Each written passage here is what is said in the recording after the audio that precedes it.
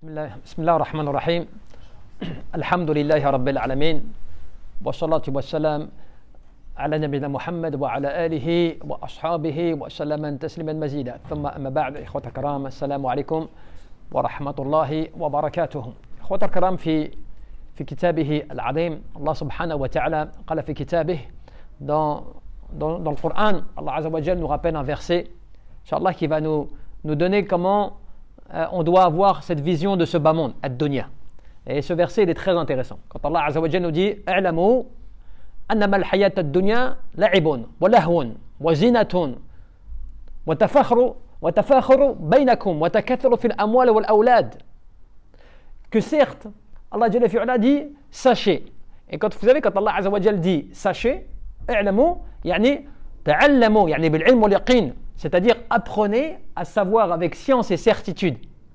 Donc c'est un mot qui est important quand on dit en arabe i'lam, sache, ce n'est pas simplement comme si on te disait est-ce que tu savais. Non, c'est apprends à savoir. Comme quand Allah Jalla fi'ala nous dit fa'lam, par exemple, fa'lam annahu la ilaha illa Allah. Cherche à savoir ou apprends avec certitude qu'il n'y a de divinité qui ne mérite l'adoration si ce n'est Allah subhanahu wa ta'ala. Donc il nous dit sachez que ce bas monde il n'est que amusement et vaine parure. Cela veut dire, c'est une apparence trompeuse. Et il nous dit aussi, يعني زينة يعني vaine parure وتكثروا يعني وتفاخروا بينكم وتكثروا في الأموال والأولاد. C'est une course entre guillemets à l'orgueil entre vous et une rivalité dans le fait de vouloir vous procurer les richesses et avoir beaucoup d'enfants. Donc Allah Jalla fi'ala nous dit ce bas monde en réalité n'est comme cela. Pour vous, en réalité, c'est cela. C'est-à-dire, ce bas monde a été créé et vous devez comprendre qu'il n'est que ceci, c'est-à-dire un amusement dans le sens où vous profitez, vous jouissez de ce bas monde. Mais aussi, surtout, il n'est qu'une vaine parure, une fausse décoration, une fausse vitrine. Mais surtout, il vous pousse à quoi? Yani, à être dans la rivalité, dans l'orgueil entre vous. Mais aussi à vouloir augmenter les richesses, vous concurrencer dans les richesses et dans les enfants.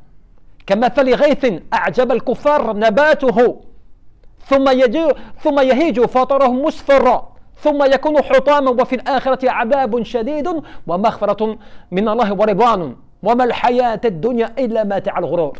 Allah Jalla fi'ala. Après ensuite, il fait une parabole. Regardez bien, une métaphore. Donc, il nous a décrit ce bas monde. Il nous dit, mais tout cela, c'est à l'exemple de la pluie qui tombe et dont la végétation, vous savez, Allah Jalla fi'ala a dit, yani, kamathali ghathi a'jab al-kuffar. Et le terme kuffar, ce n'est pas comme on l'entend nous des fois, on dit oui, cela veut dire non-croyant, mécréant. Non, dans ce hadith, dans ce verset, plutôt, eh bien, cela veut dire cultiveur, agriculteur. Parce qu'en fait, c'est le fait de recouvrir quelque chose. Et l'agriculteur et le cultiveur, qu'est-ce qu'il fait avec la terre?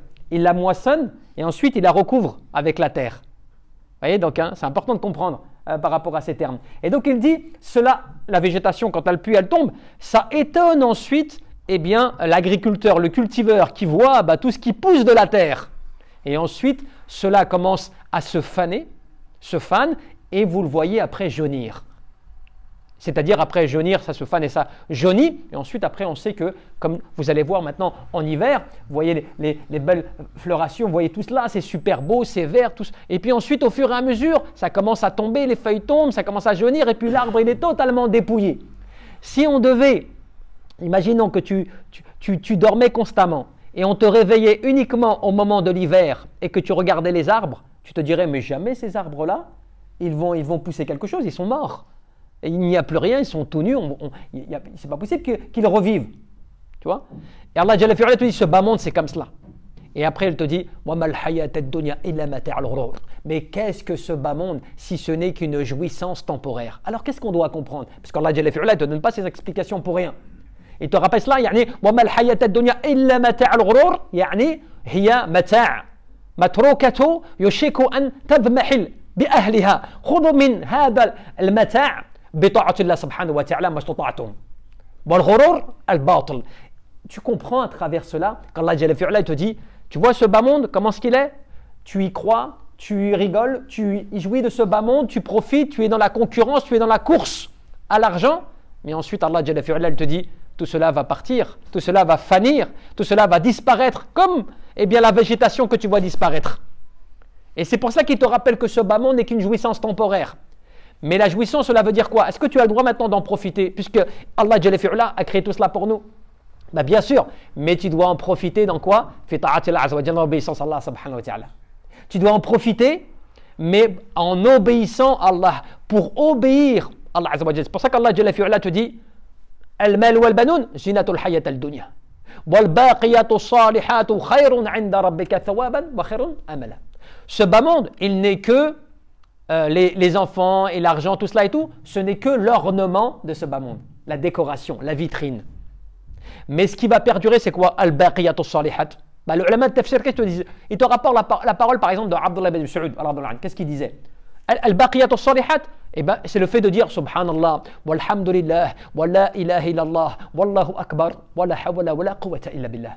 Donc, quand tu es dans ce bas monde, que tu travailles, que tu as toutes les richesses que tu veux, par exemple, tu vis comme tu veux, eh bien, quand tu es dans le rappel d'Allah, quand tu implores Allah, quand tu glorifies Allah, quand tu remercies Allah, quand tu es généreux avec les pauvres et les nécessiteux, quand tu fais le bien, quand tu conseilles le bien, tout cela et tout, eh bien, c'est que tu profites de ce bas monde, mais dans l'obéissance à Allah subhanahu wa ta'ala, pas dans le haram. C'est là la différence. Simplement, tu dois te rappeler que vous préférez malheureusement ce bas monde alors que l'au-delà est bien meilleur. Le prophète nous dit, dans ce bas monde, ne te crois pas chez toi dans le sens où tu crois qu'il faut que tu profites les yeux fermés. Au contraire, il t'a donné des métaphores, le prophète sallallahu alayhi wa sallam. Il a dit Kun fit dunya ka'annaka gharibun aw abirus sabil. Sois dans ce bas monde comme un simple passager, un simple voyageur ou un simple passager. Comme un étranger qui traverse, tu vois, une ville étrangère. Tu vois, quand tu voyages, tu arrives dans une ville, tu connais personne, tu viens, tu fais ce que tu as à faire, tu pars. Les gens ne te connaissent pas et toi tu connais personne, tu es un étranger. Eh bien, il te donne cette métaphore, sois comme cela. Parce que ce bas monde, il n'est pas là pour que tu t'étales. Et c'est pour cela que Abdullah ibn Umar, qui était le fils de Umar ibn Khattab, qu'est-ce qu'il disait après cette parole souvent? Il disait إذا أمسيت فلا تنتظر الصباح فإذا أصبحت فلا تنتظر المساء خذ من صحتك لمرضك ومن حياتك لموتك. Il te disait, cela veut dire que lorsque tu es au matin, n'attends pas le soir. Que quand tu es au soir, n'attends pas le matin. Fais de ta bonne santé ta maladie et de ta vie ta mort. Dans quel sens? Est-ce que cela veut dire, ouais, je ne vais plus vivre? Je m'intéresse à plus rien. Non, cela veut dire tu ne perds pas de vue, tu vois, que tu vas disparaître. Vous savez, il y a Ahmed al-Ulama, un des anciens pieux, il disait, il est parti une fois dans la ville de Koufa et il a vu un homme qui était un homme pieux dans une mosquée. C'est pas qu'on le prend comme exemple, mais c'est pour dire la réflexion. Et cet homme-là lui a posé la question, ils discutaient ensemble, il lui a dit, moi ça fait plus de 30 ans que j'attends que la mort se présente à moi. Et quand elle viendra, je serai prêt. Parce que ni je n'ai demandé quelque chose à quelqu'un et ni quelqu'un ne m'a demandé quelque chose. L'air de dire, mes comptes, ils sont propres. Tu vois? Il y a des gens comme cela qui vivaient dans cette époque, tu vois, des époques bénies comme cela, tu vois. Mais tu comprends, subhanallah, que ad-dunya, comme il ne faut pas que tu sois de ceux qui profitent de ce bas monde, tu vois, oui, il y a plein de choses à faire, il y a des intérêts, il y a des bénéfices, et puis j'oublie l'au-delà. Yani, a'mal fi dunya, fi dunyaka, ka'annaka ta'ishu abada.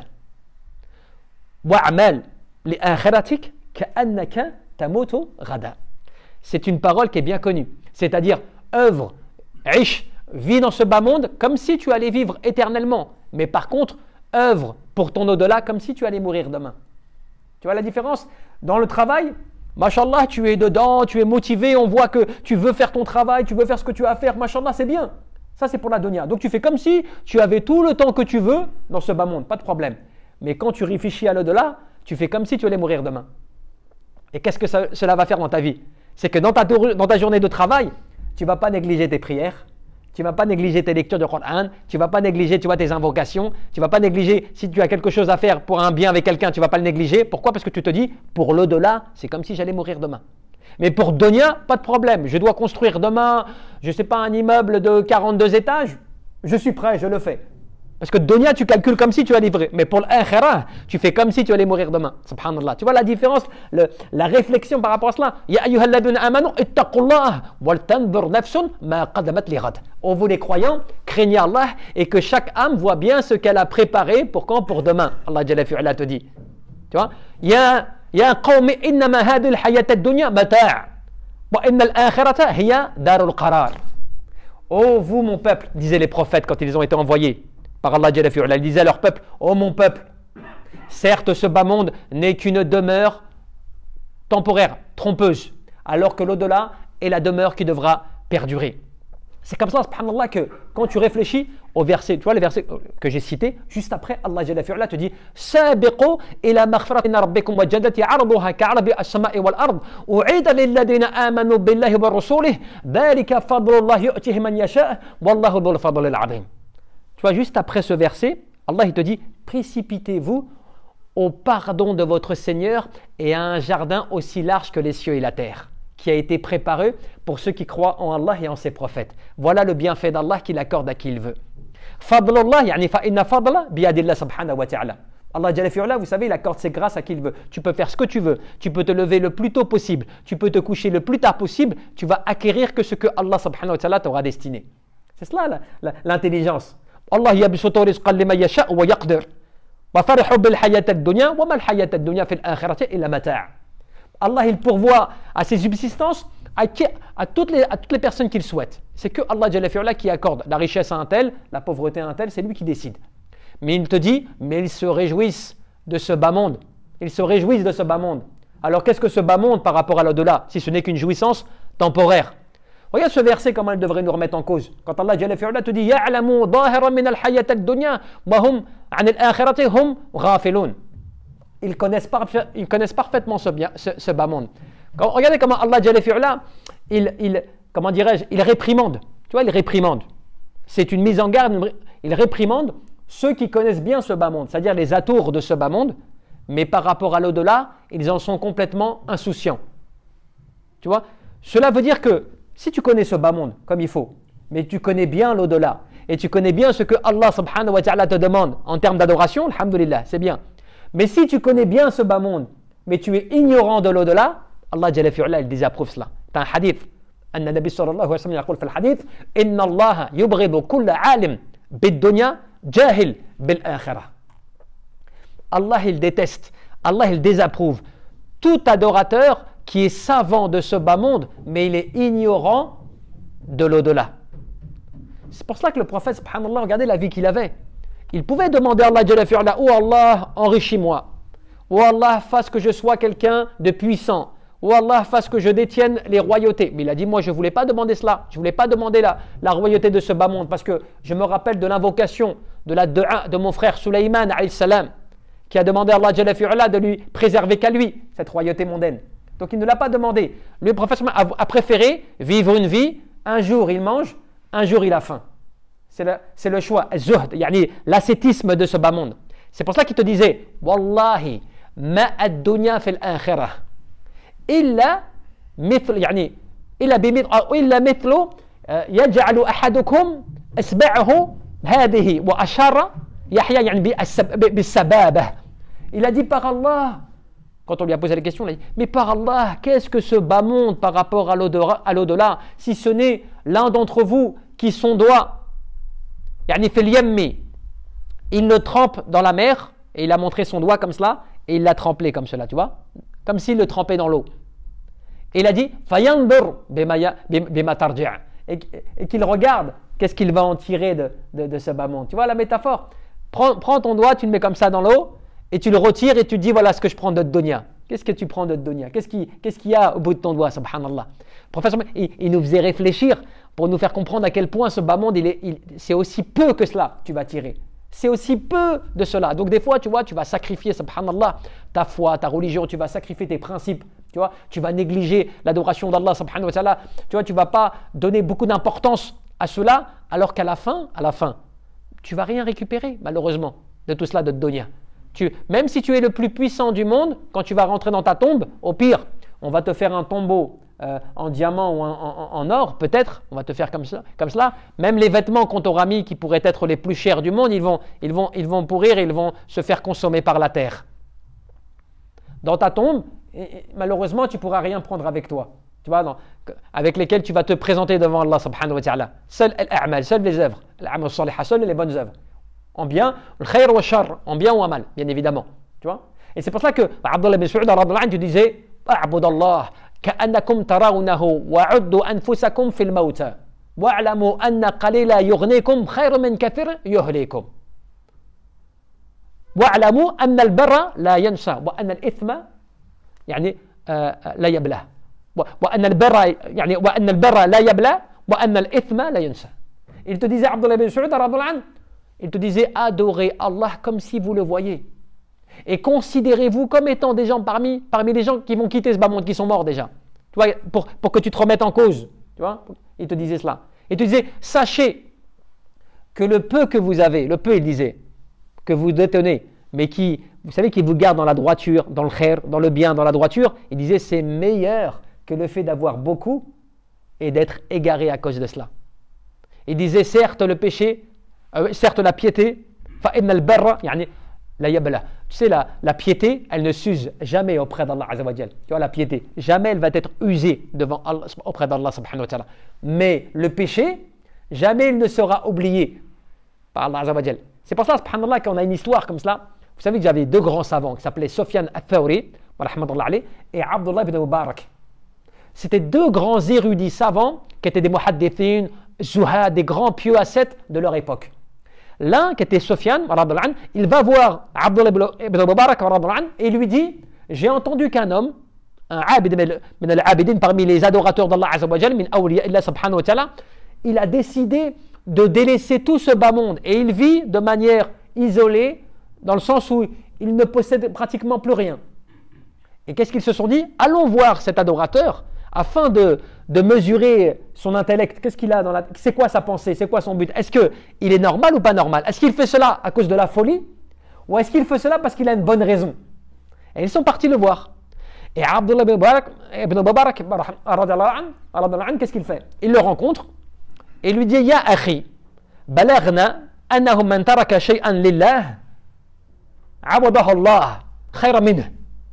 Il lui disait oh mon frère, il s'adressait à lui parce qu'il l'a vu, il était allongé avec une sorte de couverture dessus lui, sa tête posée sur des morceaux de briques et il dormait comme cela.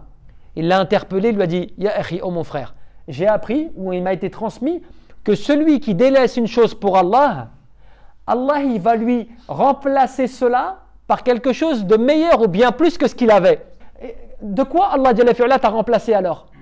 Tu vois la question, c'est-à-dire que puisque tu as tout délaissé de ce bas monde, tu as tout abandonné, et que si tu l'as fait pour Allah, et que nous on voit, parce qu'on est des êtres humains, on voit ton état dans lequel tu es, tu n'as plus rien, tu dors par terre, tu as une couverture sur toi, tu as la tête sur les briques, donc qu'est-ce qu'il t'a accordé en remplacement si vraiment tu as fait cela pour Allah Azza wa Jal? Et lui dit, est-ce que tu peux nous dire? L'homme lui dit, Allah Jalla fi'ala m'a accordé ariba bima ana fih. Il m'a accordé la satisfaction et l'agrément de la situation dans laquelle je me retrouve. Tu vois, subhanallah. Et Abdullah ibn Mubarak, qu'est-ce qu'il dit? Il dit hasbuk wa qama yani ala dhalik. Qu'est-ce qu'il fait? Il a dit cela suffit. Il s'est levé, il est parti. Pourquoi? Parce que t'imagines quand tu délaisses des choses importantes, par exemple de ce bas monde, ta dunya, tu délaisses tout, mais qu'avec tout cela, tu te sens bien dans ton cœur, tu te sens apaisé, tu te sens réjoui, tu te sens bien en fait. Eh bien, c'est que Allah Jalla fi'ala, il t'a remplacé finalement cette dunya qui vaut rien, parce que quand tu réfléchis au verset coranique, on a dit, tu vois, tout ce que cela représente pour Allah Jalla fi'ala, il l'a remplacé tout cela par une chose que personne ne peut te vendre, personne ne peut te l'offrir, personne ne peut te l'installer dans ton cœur. C'est quoi? Ariba, l'agrément.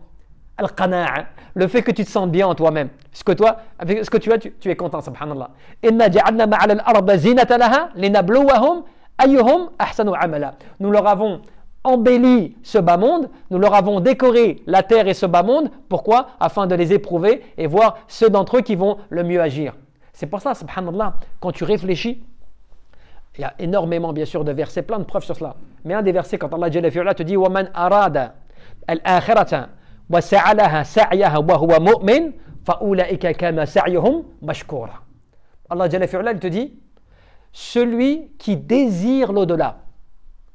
Il faut bien faire attention, tu vois, des fois aux formulations qu'Allah Jalla fi'ala emploie. Il dit وَمَنْ أَرَادَ. Donc, al-irada, c'est la volonté. Cela veut dire qu'Allah Jalla fi'ala, il laisse le choix à la personne de vouloir ou de ne pas vouloir. Et c'est pour cela qu'il s'adresse à nous en nous disant, celui qui veut, celui qui désire l'au-delà, eh bien, et en faisant l'effort, et il fait l'effort, tu sais, il fait les actions, il faut tout ce qu'il fait pour essayer d'atteindre l'au-delà. C'est pas il s'endort comme cela, il dit moi je veux l'au-delà, tu vois, moi j'espère la récompense divine, mais en même temps, je fais rien. D'accord, je fais pas mes prières, ou je suis négligent, tu vois. Il montre pas qu'il veut l'au-delà, tu vois. Il veut pas l'au-delà, mais l'au-delà, celui qui va mettre les actes, qui va faire les efforts pour atteindre l'au-delà. Allah Jalla fi'ala lui dit فَأُولَئِكَ كَانَ سَعْيُهُمْ مَشْكُورًا. Eh bien, il aura, par rapport à ses efforts, une grande récompense, c'est-à-dire une reconnaissance de notre part. Ce qui veut dire que, alhamdoulilah, quand toi, tu fais l'effort, quand toi, tu luttes, quand toi, tu désires l'au-delà, comme on disait le verset, سَابِقُوا إِلَى مَغْفِرَةٍ مِنْ رَبِّكُمْ وَجَنَّةٍ عَرْضُهَا كَعَرْضِ السَّمَاءِ وَالْأَرْضِ. العلماء التفسير qu'est-ce qu'ils te disent؟ من سبق في الدنيا إلى الآخرة. من سبق يعني في الدنيا إلى الخيرات. بالمعنى أنواع الطاعات. فهو السابق في الآخرة إلى الجنات. Celui dans ce bas monde qui va faire l'effort d'être parmi les premiers, à être parmi les devanciers, comme dans le verset coranique, سابقوا سارعوا سابقوا. Dépêchez-vous à être les premiers. Eh bien, Allah Jalla fi'ala, celui qui voit qu'il fait des efforts à essayer d'être toujours parmi les premiers, dans ce bas monde à faire le bien, Allah dans l'au-delà, qu'est-ce qu'il va faire? Il va le mettre parmi les premiers à entrer dans les jardins du paradis. La récompense, فَإِنَّ جَزَاءً مِنْ جِنْسِ الْعَمَلِ. La récompense d'Allah Azza wa Jal, elle dépend de tes actions. Comment est-ce que toi tu t'es comporté, Allah il te récompense en conséquence, subhanallah azim. Tu vois? يعني من صدق الله عز وجل في جميع أموره بالمعنى في أقواله وفي أفعاله وفي أحواله صنع الله له ما يصنع لغيره كما قال ابن القيم. Un des savants disait, celui qui est sincère avec Allah Azza wa Jal dans l'ensemble de ce qu'il fait, dans l'ensemble de ses affaires, dans ses paroles ou dans ses actes ou dans sa situation, il est sincère. Eh bien Allah Jalla fi'ala, il va l'élever, Allah il va l'élever au-dessus des autres à une situation, à un poste qu'il n'aura pas accordé à quelqu'un d'autre. Voilà la récompense d'Allah Azza wa Jal. Que toi tu comprennes, subhanallah, que finalement ce bas monde, quand tu réfléchis, pourquoi des fois il faut se rappeler cela? Parce que cela, il est beaucoup dans le Coran de rappeler Allah Jalla fi'ala, il t'interpelle par rapport au bas monde. Toi tu cours après les richesses. Allah Jalla fi'ala te dit Alhaakum at-takathur hatta zurtum al-maqabir. Vous courez après les richesses. Ou plutôt, on va dire, les richesses de ce bas monde vous distraient. Elles vous distraient de quoi? De l'au-delà, l'akhirah. Mais bientôt, vous allez jusqu'à temps que vous visitiez les tombes. Et tu vois, Allah Jalla fi'ala, qu'est-ce qu'il te dit? Hatta yani zurtumul maqabir al-ziyara. Tu vois, la visite. Quand normalement tu vas quelque part et que tu as décidé d'y rester éternellement, ou on va dire jusqu'à la mort, on va pas dire que c'était une visite. Tu t'es rendu à un lieu et tu attends, tu vas rester là-bas, tu ne vas jamais en sortir. Mais Allah Jalla fi'ala te dit jusqu'à temps que vous visitiez les tombes. Cela veut dire quoi? Que c'est de passage. Parce que quand tu visites quelqu'un, en général, tu ne restes pas. Même si tu restes une semaine, ou un mois, ou 6 mois, ou un an, tu ne restes pas. Tu l'as visité pendant tant de temps, mais un jour tu vas partir. Mais Allah Jalla fi'ala te dit jusqu'à temps que vous visitiez les tombes. Cela veut dire que tu vas aller dans la tombe, mais ce n'est pas la demeure finale. Tu la visites la tombe. Et ensuite, après, tu iras de là auprès d'Allah Azza wa Jal. Tu vois, subhanallah, tu vois. Et c'est pour cela que nous, on ne se rend pas compte à quel point Allah Jalla fi'ala nous interpelle par rapport à Dunya. Que, à travers Dunya, comme on l'a dit dans le verset, ce n'est que, tu vois, vaine parure, amusement, tu vois, concurrence, rivalité dans l'orgueil entre nous. Bainana, entre nous. Le fait de se rivaliser dans les richesses. Et c'est vrai, les gens, c'est comme cela, l'être humain, il est comme cela. Mais on oublie que ce bas monde, quand Allah Jalla fi'ala nous dit, c'est le créateur des cieux et de la terre, des cieux et de la terre. Il nous dit ce bas monde, eh ben tu vois, il est comme la pluie quand elle tombe. La végétation, elle étonne le cultivateur qui s'étonne de ce qui sort de la terre, et ensuite après, qu'est-ce qui se passe? Eh bien ça jaunit. Et après que ça jaunit, ça fane et ça jaunit. Ça disparaît, ça s'envole. Les vents l'emportent. Tu vois les feuilles. Qu'est-ce que tu as gagné à la fin? Rien. Les bonnes œuvres, elles ne te quitteront jamais. Dans ce bas monde, alhamdoulilah, elle t'apporte al-hasanat. Fil qabr, dans ta tombe, elle t'apporte nour, une lumière. Et fil akhira, tu en récompense, tu en tires toute la récompense nécessaire. Subhanallah.